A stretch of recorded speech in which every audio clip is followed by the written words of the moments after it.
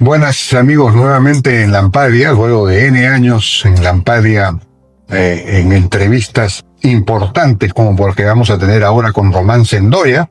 Román Sendoya, me imagino que ustedes lo conocen porque él es un español, pero que viene al Perú y frecuentemente desde hace más de 30 años es un analista político, un periodista, un gran conocedor de la realidad nacional. Entonces vamos a conversar con él acerca, bueno, pues de la campaña electoral, de lo que está ocurriendo. Román, ¿qué tal? ¿Cómo estás? Muy bien, encantado de estar contigo. Claro. Bueno, Keiko Fujimori esta vez está en mejor posición que el 2021, ¿no? Parte mejor, en fin, etcétera. Pero, de todos modos, hay que ponerse en la posibilidad de que el resultado sea muy ajustado. El resultado podría ser muy ajustado. La última encuesta que se hizo, están empatados, etcétera, ¿no? Entonces no se puede desperdiciar ningún voto. Y un tema, un sector clave, digamos, que puede ayudar a definir en la elección, es este grupo de centro izquierda, progre, o que algunos llaman caviar, en fin, que es el que de alguna manera ha estado detrás de Nieto, en alguna medida de López Chao y de otros.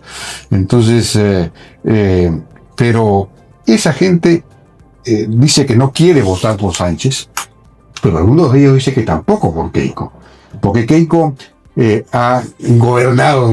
La narrativa es que Keiko ha gobernado desde el Congreso, que tiene mucho poder, que controla varias instituciones, el Tribunal Constitucional, la Defensoría del Pueblo, la Junta Nacional de Justicia, en fin, que está controlando las instituciones y si gana el Poder Ejecutivo va a tener una suerte de poder absoluto. Entonces no se puede votar por ella tampoco. Este argumento es serio, es cierto, digamos, es verdad que ella realmente tiene mucho poder, desde el Congreso maneja todo. Bueno, yo creo que ellos mismos, si fueran analistas políticos, si fueran unos observadores limpios de la realidad, serían plenamente conscientes de que ese relato que has hecho, que es el que hacen, es rigurosamente falso. Si Keiko tuviera tanto poder, él hubiera estado 498 días en la cárcel. Sí, pues. Si Keiko tuviera tanto poder, le hubieran robado y hecho el fraude electoral del 2021. Si Keiko tuviera tanto poder, Pedro Cateriano pudo inmovilizar a las Fuerzas Armadas y a la policía para que no votaran y perdiera por 35.000 votos. Es mentira. Es un falso relato. Y lo peor de todo es que ese relato lo hagan personas que son inteligentes y analistas de la realidad. Pero en eso no son honestos. Ellos prefieren mantener su relato y su posición que hablar con la verdad por delante. Bueno, has dicho que ha habido fraude en 2021. Eso es algo que ellos también disputan. Bueno, pero ¿cuál fue el fraude? Pues sencillamente que las actas no han querido ser entregadas. Es más, la propia OMPE ha pedido no sé cuántos millones de soles a Fuerza Popular para que no se puedan cotejar las actas que ellos hicieron públicas con las que tenían los personeros. Uh-huh. Eso es, y es una sentencia judicial, no es una opinión. Claro. Es diagnóstico. Entonces, ellos están en una situación en la que algunos, que ya se han hecho muy mayores, y llevan toda la vida diciendo que Keiko nunca ganaría una elección, en una situación tan de crisis como esta, en la que puede ser una segunda vuelta, en la que se juega el sistema con el antisistema, el Perú con el no Perú, el Perú que acabe siendo como Venezuela, que además con una sinceridad meridiana que hay que agradecérselo a Sánchez, lo está contando, y que su alineamiento va a ser con países, no con Estados Unidos, sino con Venezuela y con Cuba. Bueno, pues dos países que están a punto de dejar de existir, porque Venezuela ya lo gobierna Washington, y Cuba lo va a tener que rescatar Washington. Entonces no sé dónde va a ir este Roberto Sánchez. Prefieren decir que no se vote, que se vicie el voto, que además, para que el país sea democrático, hay que conseguir una mayoría del 50% de votos viciados para que no haya elecciones. Sí, pues eso es una cosa increíble. Ahora, Eso es de cojudos. Saben que no van a sacar ni un 3% con su discurso, que por cierto, lo que haría se van a sumar al 30 habitual, pero no van a conseguir 3 puntos más. Con eso, lo único que estarían haciendo es poner en juego el Perú, porque cada no voto por el Perú, que en este caso es por Keiko, pero podía haber sido por Nieto, podía haber sido por Porky, podía haber sido por Marisol contra Sánchez. Cualquier voto que se desperdicie es a favor de Sánchez. De acuerdo, pero digamos, dicen, son muy argumentativos, ¿no? Que el Congreso ha cometido muchos abusos, por ejemplo, la inhabilitación de Zoraida Ábalos, que yo creo que efectivamente eso fue un exceso, que otros abusos que han provocado pues las vacancias, que en fin las leyes pro crimen, que por lo tanto Keiko Fujimori un poco que ha estado detrás de todo eso. No, y que venga el niño, y que la Tierra sea plana, y que en Marte no haya vida. Vamos a ver, alguien... ¿el fujimorismo tú te crees que Balcázar es presidente por el poder del Congreso del fujimorismo? No, en ese caso Keiko tuvo razón, se opuso a eso. Perdona, ya está contestado. Es decir, cuando el Fuerza Popular vota muchos más con ella, no con Keiko. Y cuando vota toda la izquierda junta y se suma Porky para vacar a Gerí, gana la izquierda. Entonces ellos no mandan nada, ¿no? No. O sea, Dina Boluarte llega a presidenta porque iba en la plancha de Keiko o en la de Castillo. En la de Castillo, ¿no? Sí. Pero ¿por qué mienten tanto? ¿Por qué cuentan una ficción de esta manera? ¿Por qué lo cuentan? ¿A quién engañan? A gente que se quiere dejar engañar. Sí, pues... Es que, vamos a ver, si es tan sencillo, si no es opinión. Yo te hago la pregunta porque es un hecho. Y te puedo hacer un montón de preguntas que son un hecho. O sea, Castillo fue presidente porque Keiko mandaba en el Congreso. Ahora, toda esta narrativa de las leyes pro crimen también es muy fuerte. Pero sí, por porque eso... hay un pacto mafioso. Digamos, eso de alguna manera ha calado. Bueno, pero ha calado entre los que quieren calar. Y sobre todo en los que hacen de corredores de ese argumento y lo repiten como papagayos de manera crítica. Porque eso es rigurosamente falso. Y me remito a las pruebas. En las pruebas está en el Congreso. Es que es eso. Castillo fue presidente porque Fuerza Popular mandaba tanto en el Congreso que le hizo a Castillo presidente. ¿Pueden dejar de decir tonterías? ¿Pueden empezar a contar la verdad? Ellos tienen que hacer. Ellos, por una enfermedad mental que no sé cuál es, bueno, sí, se llama odio. Odio irracional. Odio. En unos casos clasista, en otros supremacista. Porque es verdad que la China no viene de los orígenes del virreinato, la China no tiene apellidos con calles aquí, la China no es de la caviar y pituca porque lo más divertido es ser rico, pero de centro izquierda para que así te crees que el origen de tu fortuna ya es legítimo porque presuntamente eres de izquierda y entonces eso ya perdona el ser rico o el tener un estado social económico muy amplio. Entonces eso que están contando es rigurosamente falso. Pero no se han defendido bien, digamos, el tema de las leyes pro crimen. Es un relato, es una tesis que prácticamente ha calado, ¿no? Muy fuertemente. No, sí, bueno, o sea, se ha calado que Keiko lleva gobernando el país 30 años donde no ha mandado nunca. Donde no ha gobernado nunca, ha tenido fuerza en el Congreso. Pero este país es una república presidencialista, es que no saben ni el régimen político de su país estos analistas. Es un régimen presidencialista. Es más, pero ha habido un parlamentarismo, digamos, fáctico, y yo diría hasta clandestino, digamos, el último año, por lo menos, ¿no? Bueno, pero vuelvo a lo mismo, hay 14 bancadas que vota en contra de que no echen a Gerí y lo echan, le nombran a Balcázar. Entonces, ahí está la dimensión del poder. Ahí está la dimensión del poder. Si mandara tanto, Gerí sería presidente. Sí, pues, de acuerdo. Entonces, ¿cuánto poder tiene que no manda? Y que hay un presidente comunista haciendo las elecciones que ha presentado. Hemos hecho unas elecciones con un gobierno que ni siquiera estaba sancionado por el propio Congreso. No había pasado nunca en la historia del Perú. Pero eso, porque no había pasado todavía la aprobación por el Congreso, porque date cuenta que justo antes de la primera vuelta a la primer ministra la quitaron y tuvieron 30 días más para ser reconocidos como ministros. Bueno, eso sí. Bueno, no, pero no había pasado nunca. Sí. También de eso tendrá la culpa Keiko. No, es que por eso me parece una situación muy responsable que una serie de gente que ahora eso llama al voto viciado como voto democrático. El voto viciado en esta elección es un voto para Sánchez, claramente. En esta elección no cabe la abstención. En esta elección no cabe el voto blanco. En esta elección se está votando sistema o antisistema, constitución o constitución bolivariana. Sociedad de capital, de una sociedad económica, de un economismo social de mercado o nacionalizaciones. Eso es lo que se está escogiendo. Y lo primero es de izquierda, de derecha, de centro y medio pensionista. Y lo otro también. Pero lo que está votando es por un modelo.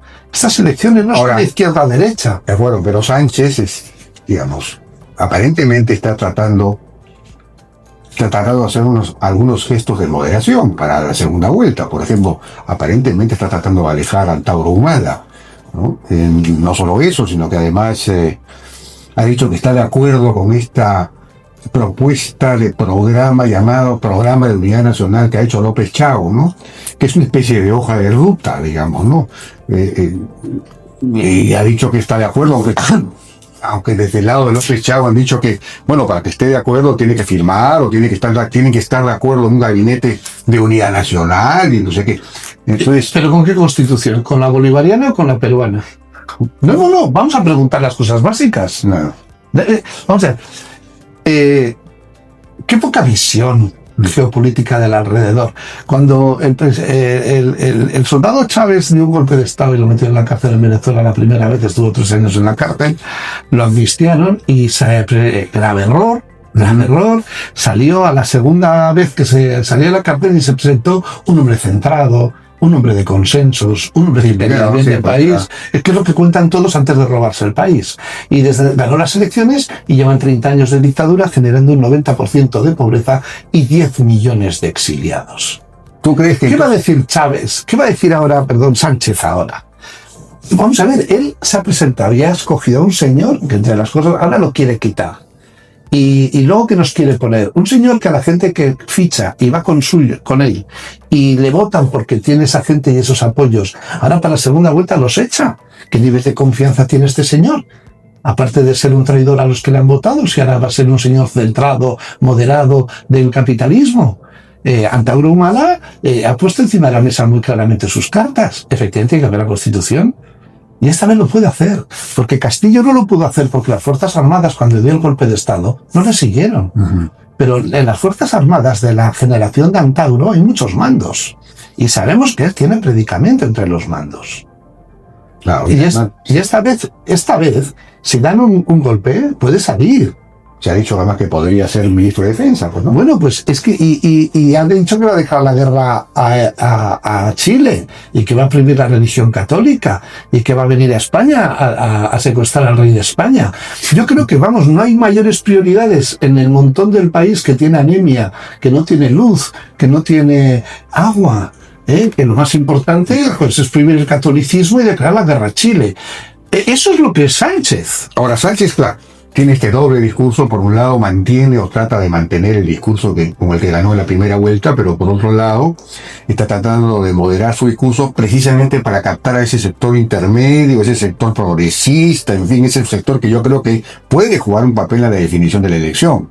Entonces está compitiendo con ese sector.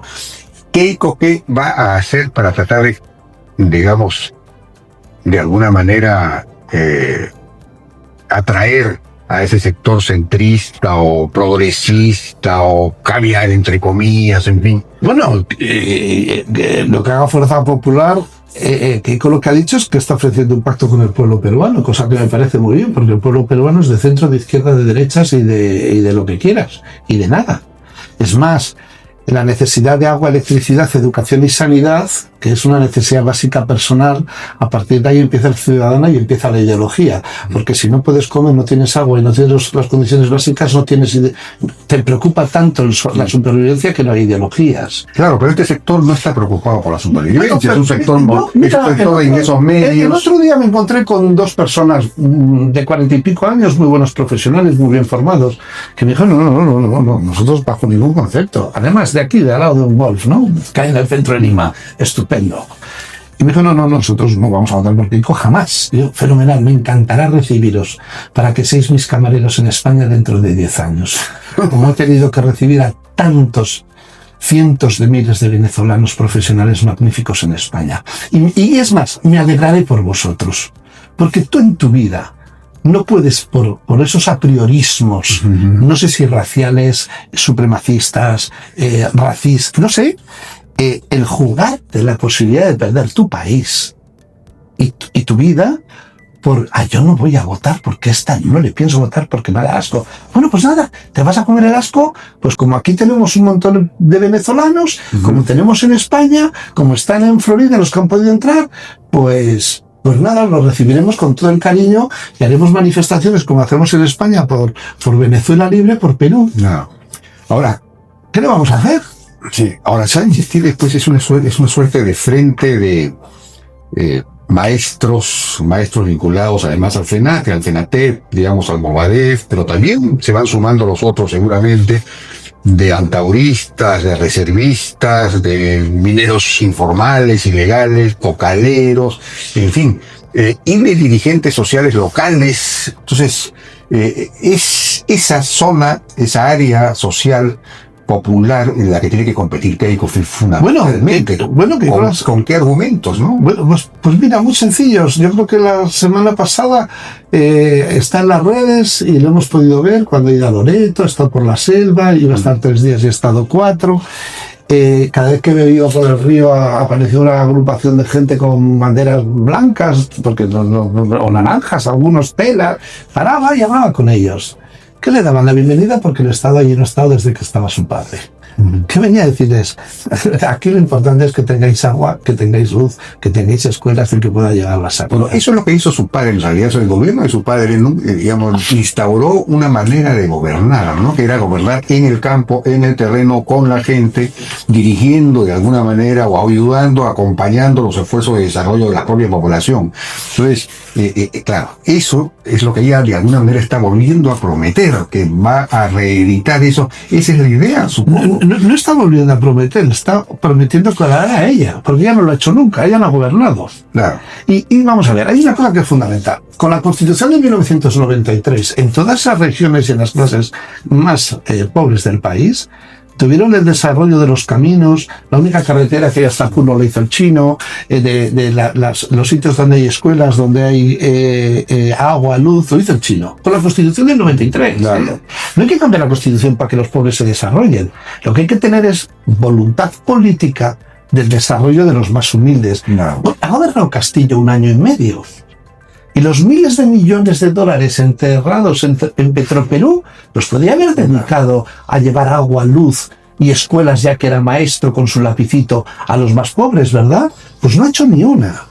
No ha hecho ni una. ¿Su obsesión cuál era? Desde el Congreso, robar la derrama magisterial. Sí. Porque el SUTEP sí es una organización llena de plata, más de 600.000 familias. Eso sí que funciona. ¿Y qué quería Movadef? ¿Quedársela para robar la caja? Es que, vamos a ver, si durante año y medio hubiéramos visto que la honestidad de los pobres gobernantes, o sea, se compraron 3 Porsche Cayenne para los sobrinos, que es una necesidad básica de todo peruano, como todo el mundo sabe, carros de más de $100.000. Pero el SUTEP está con Keiko, ¿no? No, SUTEP tiene que saber que si votan por Sánchez, esta vez sí le robará la derrama. Le van a robar la derrama, dices tú, claro. Bueno, como será, intentaron robar a lo largo de la legislatura. O sea, yo no estoy contando imaginaciones. O sea, se han pasado toda la legislatura intentando robar la derrama. En la época de Castillo, claro. Sí, claro, bueno, pues ahora si llegan y gobiernan y preparados, pues se la robarán. Claro. Y si los señores de la derrama son tan brutos de votar por Sánchez, pues si la roban la derrama, pues me reiré de ellos o me alegraré por bobos. Ahora, Richard Webb está publicando un libro que va a salir prontamente sobre la historia económica de los últimos 200 años, y ya había publicado uno que se llamaba Despegue y Conexión Rural, en el que demuestra cómo a partir de los 90 con Fujimori efectivamente se produce un cambio total en los ingresos y en la producción del campo en la sierra, sobre todo, porque Fujimori los conecta,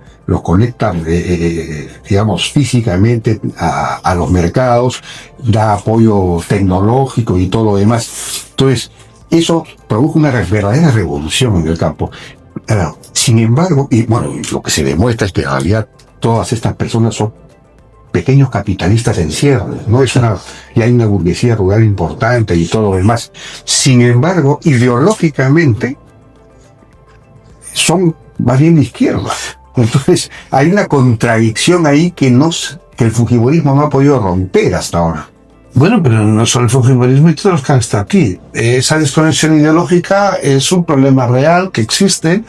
Una de las mayores preocupaciones que hay que tener en el país y que Fuerza Popular tiene es que hay que a los informales legales, porque hay informales ilegales e informales legales, a los informales legales hay que incorporarlos al Estado. Claro. Pero hay que incorporarlos al Estado no por persecución, sino porque para ellos tiene que ser bueno ser formales. Cuando estaba en Chino, había un Estado paralelo en Perú que lo llevaba Sendero Luminoso y que gobernaba mucho. Y ahora en Perú, uno de los grandes riesgos que tiene el país para ser una nación moderna es que hay un Estado paralelo, que es el informal basado en los ingentes ingresos de la minería ilegal y del narco. El Estado tiene que ganar esa batalla. Claro. Tiene que ganar esa batalla facilitando el ingreso en la formalidad de toda esa gente, pero para ser formal, el Estado te tiene que dar. El Estado tiene que tener un proceso de desarrollo, de educación, de salud pública, una serie de elementos fundamentales que la gente se tiene que dar cuenta que por estar en el Estado los puede dar. Además, la formalidad tiene que Y ser. luego hay otra cosa que es fundamental también, que hay que integrar de una vez, que es una asignatura de más de casi 200 años, que es que el Perú y su capital deberían de ser un país y no dos. Yo estoy viendo a explicar y se están viendo los resultados de López Aliaga. El antivoto Lima es mucho más potente que el antivoto Keiko. Desde 1909 ningún alcalde de Lima ha podido ser presidente de la República. Y es porque es verdad que existe una desconexión enorme entre el país. Y hay que conectarlo, hay que unirlo. Hay que sentirse con un orgullo de pertenencia de que el Perú es uno, no la capital y el sur, y el norte. No, hay que integrarlo. Y eso que en realidad la capital, Lima, es una ciudad de migrantes. Bueno, está construido con todos los inmigrantes que han venido del país. Entonces, en realidad, ese divorcio, en el fondo no está, ¿no? Pero genera... Lo que hay es una percepción ideológica del tema, ¿no? Sí, pero ahí está. Y eso habría que arreglarlo. Porque por otro lado, los recursos están en manos de los gobiernos regionales y locales. El 70% de la inversión pública la ejecutan gobiernos regionales y locales. Hay mucha mitología en torno a eso. Te corrijo. La debería ejecutar los gobiernos. No la ejecutan por corrupción y por otras cosas. Eso voy, porque mucho del subdesarrollo de muchas zonas del país es porque los gobiernos regionales no hacen su labor. No hacen su labor. Son caciques locales que venden una ideología y lo único que sí sabemos que a la izquierda le preocupa tanto los pobres que los fabrican por millones. O sea, Venezuela era un país de un nivel. Yo trabajaba allí y tenía oficinas allí. Y ahora es un 90% de pobreza. Pobreza venezolana, pero pobreza. No, claro. Entonces, bueno, ¿y eso quién lo ha hecho? La izquierda. Sí. Porque la cultura de generaciones de derechas, pero la cultura de reparto, de dilapidar y de no generar nada, y si se encasillan y se anquilosan, acaban generando pobreza, son las izquierdas. O sea, qué bien le ha ido a Cuba su revolución. No tienen luz, no tienen agua, no tienen aire acondicionado, no tienen comida, no tienen sanidad, no tienen nada. Un éxito más de la izquierda. Ahora, mencionas que el anti más fuerte es el anti-Lima y que por eso ningún alcalde ha podido ser presidente del Perú. Es el caso, pues, de López Aliaga, pero justamente López Aliaga... Y de mucho Castañeda, o sea, vamos, te quiero decir que no es una singularidad antiporqui, ¿eh? No. O sea, que desde 1909 son 116 años, ¿eh? Le doy a... Por eso. De acuerdo, pero de alguna manera el propio López Aliaga en este momento, con la campaña contra el supuesto fraude cometido, por ejemplo, en las mesas 900.000, está alimentando ese sentimiento anti-Lima, porque de alguna manera está diciendo que esos votos pues no tienen valor. ¿Cómo ves esta campaña Bueno, a mí me parece una irresponsabilidad política absoluta. Una irresponsabilidad política es un atentado contra las estructuras del Perú. Unas estructuras que si él hubiera ganado serían válidas y limpias y estupendas, pero como no ha ganado son lo peor, son corrupción, son mafia, todo. Pero es que el problema que tiene Rafael López Aliaga es que cuando el 1 de marzo las tres encuestadoras dieron que Keiko le acababa de pasar, ese día anunció que si él no ganaba había fraude y no había pasado nada. Sí. Entonces lo que demostró es su poco carácter democrático, más bien su carácter antidemocrático, el de que yo, si no gano yo, no vale nada. Me encanta porque cuantos menos votos de distancia le saque Sánchez, se demuestra más el fraude, pero si él ganara por 2, ya no habría fraude a Sánchez. Eso es fantástico. Sí, pues. Y además... Ahora, ¿tú crees que va a ganar, digamos, la diferencia en este momento, estamos el día lunes, falta es 0,4 como 13.000 votos o Sí, 14.000 va a ganar votos, Sánchez. pero las proyecciones dicen que ganaría por 18.000 votos. ¿Esos 18.000 votos los habría perdido López Aliaga? Vamos a ver, primero... Digamos el supuesto fraude o las irregularidades, para hablar de... Vamos a ver, irregularidades en todos los procesos electorales en todo. No, pero esta ha sido pues realmente Esta es llamativa, muy sí. fuerte, Sí, y ha afectado efectivamente principalmente a López Aliaga. Pero esa Pero ¿por qué? afectación es de esa magnitud. Porque el día que se votó el lunes, que ya era un voto con conocimiento, ya no era un voto libre, a mí me encanta que López Aliaga sabe de quién son los votos. El voto es del ciudadano. Él ha dado explicaciones absolutamente fascinantes, enseñando un acta en 20.000, en la que dice, mire, a mí me ponen 3 votos y a mi Congreso le ponen 40 y a mis senados 42. Esto demuestra un fraude. Pues no, señor López Aliaga. Eso demuestra que después de decir usted que en los cuarteles hacían estupideces los militares, las familias de los militares y los reservistas, a usted no le votan. Pero al almirante Jean Petri sí. Claro. Eso demuestra que después del tuit que puso el 5 de abril, aniversario del golpe de Fujimori, que no ha habido un comunista que ponga un tuit así, en el que además decía que era la izquierda comunista y los caviares los que no estaban haciendo reportajes en la prensa para favorecer a Keiko de toda la vida, vamos, hay que estar enajenado. Bueno, pues llevando a Lourdes Alcorta, llevando a Absalón, llevando al fujimorismo duro dentro de sus listas, le han votado a los que representan el fujimorismo, pero ya saben que no. Es que López Aliaga cree que él sabe lo que no sabe. Y es una enajenación. Los votos son individualizados en el ciudadano. Porque como tú tengas 2 votos, ya eres un tramposo, pues tú tienes 1. No, pero además ha habido, yo creo que ha habido un intento de embaucarlo, porque en este asunto de las mesas 900.000, él presentó un video en el que decía que había los resultados tenían un efecto espejo, que eran idénticos en 2021 con el 2026 y con la región Cajamarca. Y uno ve los gráficos que él mismo presenta y no son idénticos.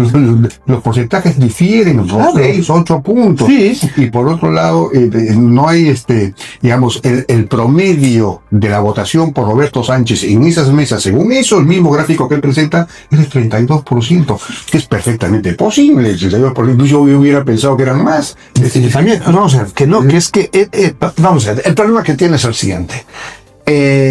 Hay más de 17 referencias de anuncio de fraude antes del domingo 12 de abril. Es decir, Él venía diciendo que si él no ganaba y no estaba en la segunda vuelta era un fraude. Entonces, el mayor aliado que tiene Rafael López Aliaga es la OMPE. Si la OMPE no llega a hacer este desastre logístico, Claro. ¿con qué excusa iba a hablar de fraude? Sí, pues. O sea, por ejemplo, piensa que hay fraude porque en los cerros donde él puso agua no ha ganado. Es que le has puesto agua y les has dejado abandonado, Rafael. Que es que te has ido, dejaste a la municipalidad que no le ibas a dejar. Has dicho que vas a poner agua por el resto del país y a ellos les pusiste agua y ya no les has dicho nada más. Por lo tanto, porque me pusiste agua una vez no te tengo que votar. La gente vota por lo que le prometes que vas a hacer, no por lo que has hecho. Ahora, lo que sí es cierto es que siempre ha habido en realidad fraude en mesa, digamos, en las zonas más o menos alejadas de donde pueden instalarse pequeñas dictaduras locales que impiden el ingreso de personeros y cosas de ese tipo. Eso debe haber pasado. Pero pasó en el 21 en el sur con Keiko Fujimori. Los votos, vamos a ver, en la primera vuelta se vota por el que quieres, el que más te gusta. En la segunda vuelta se vota contra lo que no quieres o el que no quieres. Hubo zonas enteras del Perú en el que los votos de la primera vuelta de Keiko Fujimori desaparecieron. Y mesas enteras, donde había votos anteriores de Keiko, que todos votaron Castillo. 200 a 0 y cosas así. Sí, claro. Entonces, ya pasó. Ya pasó. Pero A mí eso- me encanta porque, fíjate, otra cosa. Había grupo parlamentario de Fuerza de Renovación Popular en el Congreso durante estos 5 años, ¿no? Ujú. ¿Cuántas propuestas de reforma del método electoral ha presentado el grupo de Porky en estos 5 años? ¿En el Congreso? Ninguna. Ninguna. Ninguna. Sí, Ninguna. Ninguna. Ahora no vale, y esto lleva 30 años de corrupción montesinista, Fujimori aprista y caviar, y has estado en el Congreso y no has hecho nada. Has consentido todo esto. Ahora, cuando te sientes afectado, No. ya no vale. Es un discurso que no tiene ninguna Ahora, legitimidad. este fraude del que estamos hablando puede afectar efectivamente, por ejemplo, Keiko Fujimori ahora en la segunda vuelta. Pues claro que Él sí. se va a prevenir eso. Bueno, he hecho unas propuestas que tendrán que asumirlas. O sea, vamos a ver, que es otra de las cosas que me llaman la atención. Porque todavía no le he oído a López Aliaga una sola propuesta de que no sea volver a hacer las elecciones para que volviera a haber el mismo fraude, porque no hay ningún cambio legal. Habrá que preparar medidas, ¿no? Pues es muy sencillo. ¿Ha habido un problema de logística? Sí. ¿Doloso? Sí. ¿Que ha llevado a esta sensación de fraude? Sí. ¿Cómo se soluciona? Estirado. Antes se hacía aquí, se ha hecho una segunda vuelta en Ecuador, se ha hecho en Argentina, que es el ejército monta y desmonta las mesas. La logística la de las Fuerzas Armadas. Y ya que están para desmontar las mesas, que supervisen el conteo. Que los fiscales especiales se distribuyan por todo el país para que en tiempo real puedan estar cerca de donde se producen las irregularidades.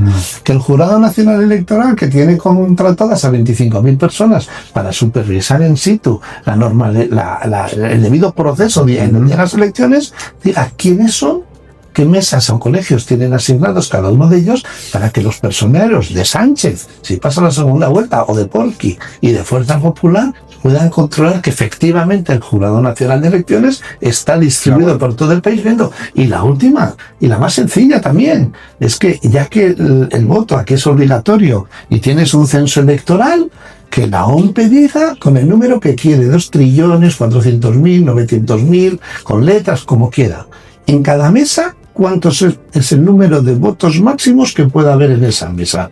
No, Porque podrá haber menos gente que no irá a votar y tal, Sí. pero nunca podrá haber más. de acuerdo. Entonces, 4 medidas que son sencillísimas y de aplicación que no necesitan nada especial, podrían hacer que la segunda vuelta, y yo creo que los partidos que estén, los dos que le toque, Fuerza Popular y el que le toque, deberían de estar de acuerdo con estas medidas para que así Claro. el resultado final tenga una validez que nadie pueda cuestionar. De acuerdo. Ahora, ya para terminar, la tesis o digamos, la exigencia, la demanda de López Aliaga de que se anulen en buena cuenta estas elecciones y se realicen nuevas elecciones. Le acabo de escuchar un podcast, un comentario de Adriana Tudela muy bueno. No solamente no tiene sentido, sino que además sería imposible, porque eso supone una modificación constitucional, porque hay que modificar el periodo constitucional. Claro. Y eso, una modificación constitucional supone 2 legislaturas, y ya no hay 2 legislaturas, solamente estamos en la última legislatura. Y queda muy poco tiempo. Ya no hay manera de ejecutar ese cambio constitucional. O sea que es inviable. Por supuesto que es inviable. Y además, ¿cuántas veces habría que repetir las elecciones hasta que gane Porky? No. Pues, si no había pasado nada y decía que hasta que él no gana, que si no gana verá fraude, Sí, pues. se repetirán las elecciones hasta que gane Porky. Sí, pues de acuerdo. Ok, Román, hoy muchas gracias. No, gracias a ti por llamarme. Bien, ha sido interesante una entrevista más luego de N años en Lampadia. No se olviden de ver estas entrevistas en las redes de Lampadia. Hasta otra ocasión.